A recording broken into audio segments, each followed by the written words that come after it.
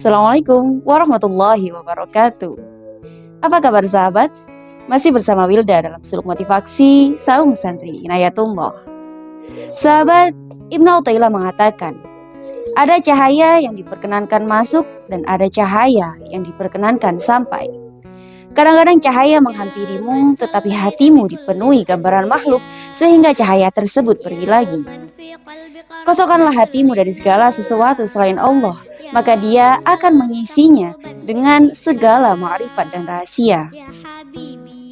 Menurut Al-Randi, cahaya dapat memasuki hati sehingga hati dapat melihat dan membedakan antara yang hak dan yang batil. Ada dua macam cahaya dalam hati seorang mukmin yang bersumber dari manifestasi ilahi. Pertama adalah cahaya yang diperkenankan untuk masuk ke dalam relung-relung hati.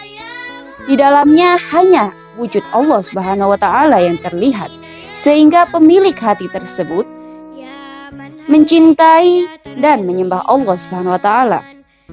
Dan yang kedua adalah cahaya yang diperkenankan sampai di bagian luar hati dan tidak memasukinya. Berkat cahaya tersebut, seorang hamba dapat menyaksikan dirinya dan Tuhannya, dunia dan akhiratnya, sehingga kadang-kadang ia bersama dirinya, kadang-kadang ia bersama Tuhannya. Kadang-kadang ia beramal untuk akhiratnya, dan di lain waktu ia bekerja untuk dunianya. Sahabat, cahaya dapat memasuki hati, tetapi ia dapat pergi lagi jika tidak ada tempat tersisa di dalam hati karena telah dipenuhi oleh berbagai penyimpangan dan gambaran makhluk. Cahaya juga akan pergi lagi karena ia bersifat suci dan bersih. Ia tidak bisa menempati hati yang kotor dan dipenuhi gambaran makhluk. Hal ini dikarenakan banyaknya penyimpangan yang kita lakukan membuat kita jatuh dalam kelalaian.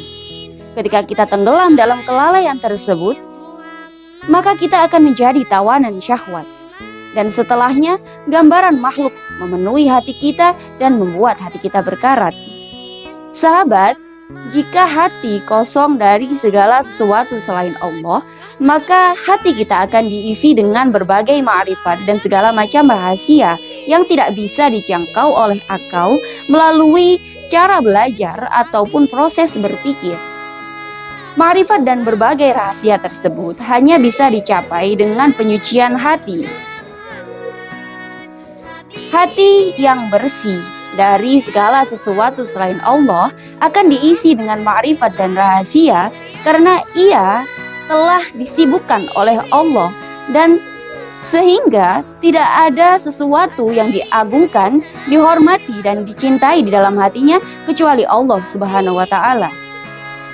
Sahabat, bila kita menginginkan hati yang bersih dan suci dari gambaran makhluk, kita harus secara jujur menghadap kepada Allah serta memohon kepadanya agar menyucikan hati kita dari berbagai macam noda, dan agar Allah membuka jendela-jendela hati kita di hadapan cahaya suci yang diturunkan dari ketinggian rububiyah Allah Subhanahu wa taala.